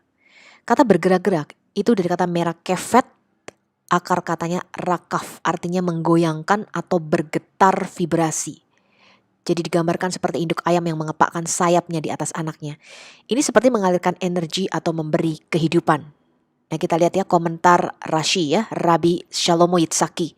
Dan roh Allah melingkupi bumi atau angin ya, ruah yang daripada Allah itu melingkupi seluruh bumi. Singgasana kemuliaan ilahi berdiri di angkasa, melayang di atas permukaan air. Melalui nafas mulut yang kudus diberkatilah dia. Dan dengan perintahnya segala sesuatu jadi ketika dia berfirman. Jadi hal ini seperti digambarkan seekor merpati yang mengepak-ngepak di atas sarangnya. Nah, kita tahu bahwa energi itu dialirkan melalui gelombang. Ya, jadi cahaya itu adalah gelombang energi. Ya, panas itu juga gelombang energi. Ya, jadi di Kejadian 1 ayat 2 ini mengindikasikan materi mentah itu dibentuk dengan energi yang dialirkan melalui gelombang ilahi oleh Roh Kudus. Hal ini kalau kita lihat di Perjanjian Baru paralel ketika Yesus berinkarnasi, ketika firman itu menjadi daging atau menjadi manusia, di Lukas 1 ayat 35 dikatakan, jawab Gabriel ya kepada Maria, Roh Kudus akan turun ke atasmu dan kuasa Allah yang Maha Tinggi akan menaungi engkau. Kata menaungi ini sama dengan melingkupi, ya, seperti mengalirkan energi. Apa yang dibentuk, teman-teman? Daging manusianya, tubuh manusianya, ya, di-create di situ, di dalam rahim Maria. Karena itu dikatakan sebab itu anak yang akan kau lahirkan itu akan disebut kudus, anak Allah. Sekarang kita mau lihat urutan penciptaan atau silsilah langit dan bumi, ya, yang disebut dalam bahasa Ibrani di Alkitab kita adalah Toledot Hashamayim V'Haaretz, ya. Toledot itu adalah silsilah, Hashamayim langit-langit itu, V dan Haaretz bumi itu, ya, atau tanah itu. Dimulai dari penciptaan waktu, ruang, dan materi di hari pertama, ya. Kemudian kita tidak tahu apa yang terjadi sehingga dunia fisik itu menjadi tohu wabohu atau kacau balau, tidak berbentuk, dan kegelapan menutupi alam semesta yang kita sebut dengan the gap theory, ya. Nanti kita akan bicara khusus kalau mengenai the gap theory ini. Di hari pertama Tuhan berfirman Yehi or vai or, ya, jadilah terang, dan terang itu ada. Jadi terang ini tidak diciptakan, ya, tapi terang ini dikenalkan ke dalam dimensi fisik. Sebab seluruhnya itu ditutupi dengan kegelapan. Or itu disebut dengan yom atau hari, ya, atau siang hari. Chosek, kegelapan, itu disebut laila atau malam. Petang, eref, dan pagi, boker. Inilah yom echad atau hari yang pertama, hari Minggu. Jadi Tuhan di sini memperkenalkan elektromagnetik spektrum ke dalam dimensi fisik. Terang ini juga disebut order atau tatanan atau pengetahuan. Ya, jadi di dalam teologi Alkitab kita, ya, orang yang bodoh itu disamakan dengan orang yang tinggal di dalam kegelapan, ya, atau disorder, chaos, kacau balau, ya. Tidak mengenal Tuhan, gitu ya, tidak ada tatanan, ya, tidak ada keteraturan di situ, ya, itu disebut kegelapan.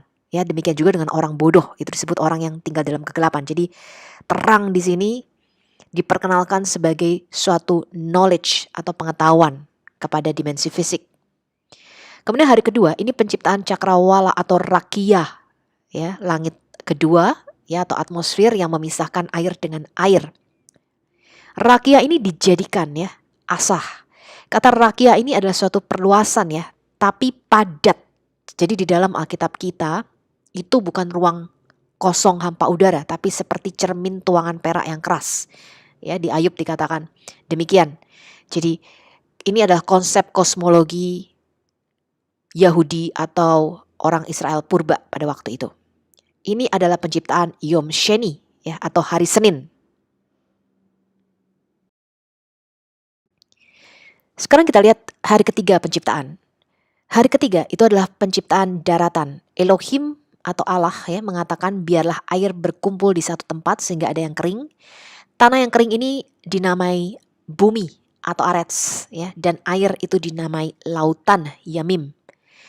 Maka berfirmanlah Allah, hendaklah tanah menumbuhkan tunas-tunas muda, tumbuh-tumbuhan yang berbiji, segala jenis pohon buah-buahan yang menghasilkan buah yang berbiji, supaya ada tumbuh-tumbuhan di bumi. Dan jadilah demikian. Ya, ini yang tadi kita belajar syamah, ya. Jadi Tuhan menciptakan dengan proses brings forth, ya, atau mengeluarkan sesuatu dari dalam bumi. Segala tumbuh-tumbuhan itu diciptakan, ya, syamah, ya, di Kejadian 2 ayat 9 pada hari ketiga. Semua yang berbiji dan pohon-pohon, proses mengeluarkan ini disebut syamah, ya. Maka bumi mengeluarkan semua pohon-pohon dan tumbuh-tumbuhan menurut spesiesnya, ya, menurut jenisnya atau DNA-nya. Ya, makanya kalau kita menabur biji jeruk, jangan berharap tumbuhnya pohon apel.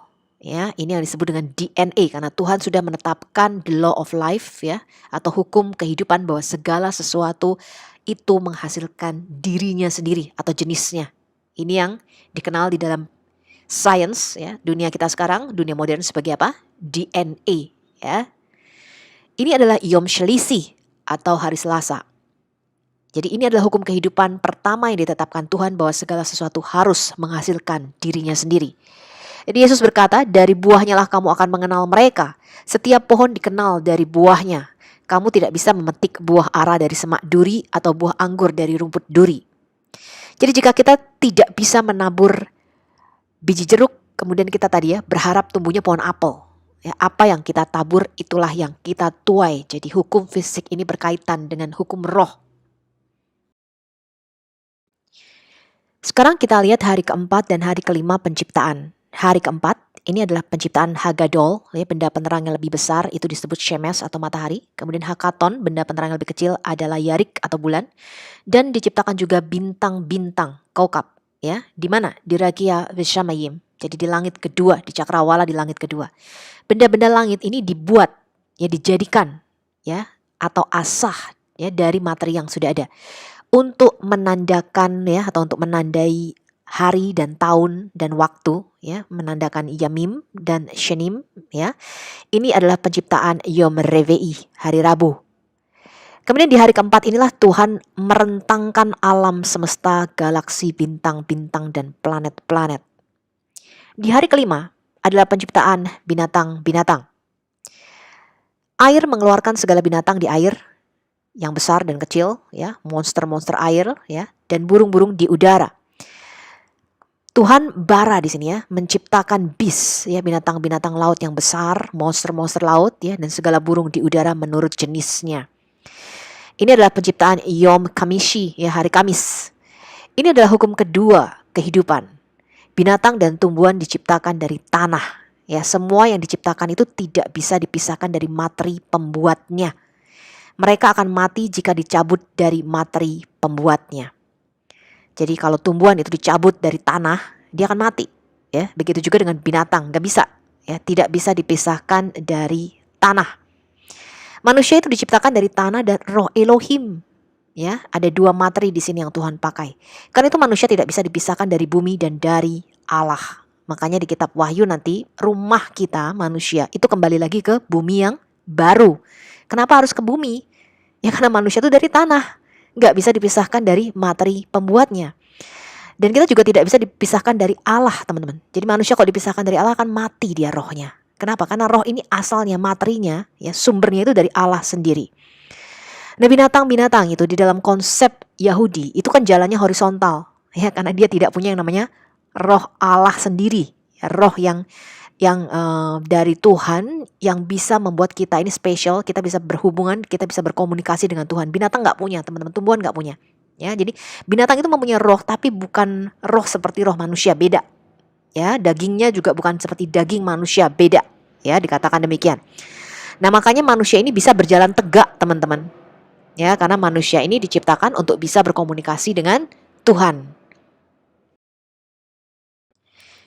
Di dalam Alkitab kita, ruang angkasa atau cakrawala itu bukan ruang yang hampa udara atau kosong. Kita lihat di Yesaya 4 ayat 1, langit ini bisa dikoyakkan. Di Mazmur 102 ayat 26, langit bisa menjadi usang seperti pakaian. Kemudian Ibrani 12 ayat 26, langit ini bisa digoncangkan. 3 Petrus 3 ayat 12, langit ini bisa dibakar dengan api. Wahyu 6 ayat 14, langit ini bisa digulung seperti kitab. Ibrani 1 ayat 12, langit digulung seperti jubah. Yesaya 34 ayat 4, langit digulung seperti gulungan kitab, ya, seperti daun yang gugur dari pohon anggur.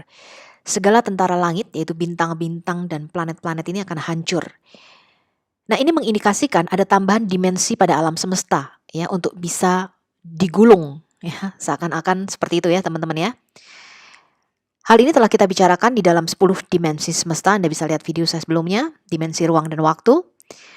Untuk mengetahui mengapa kata langit-langit, ya, itu disamakan seperti tenda di dalam Alkitab kita, ya, dibentangkan seperti tenda, ya, langit-langit itu. Karena dalam pemikiran Yahudi, tenda ini adalah tempat perlindungan dan tenda itu gelap, ya, dari kulit binatang. Biasanya mereka membuatnya itu masih ada lubang-lubangnya, dimana kalau malam hari mereka itu masih bisa melihat bintang. Nah, ini adalah bahasa metafora atau perumpamaan.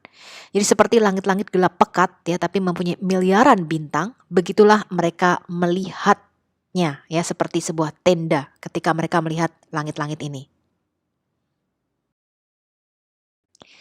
Sekarang kita mau lihat persamaan verbal dan tematik antara teologi Musa dengan teologi Rasul Yohanes di dalam Perjanjian Baru. Di Kejadian 1 ayat 1, rahasia penciptaan alam semesta. Kejadian 1 ayat 1-3, Musa menulis demikian.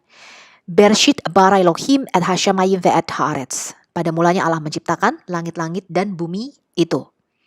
Ketika diterjemahkan ke dalam bahasa Yunani kira-kira tahun 300 sebelum Masehi oleh para rabi-rabi Yahudi yang kita sebut dengan Septuaginta, mereka menerjemahkan Kejadian 1 ayat 1 ini dengan en arke epoisen ho theos ton orainon kai tinjin. Ya. Ketika pada mulanya Allah menciptakan langit-langit dan bumi, bumi itu belum berbentuk dan kosong.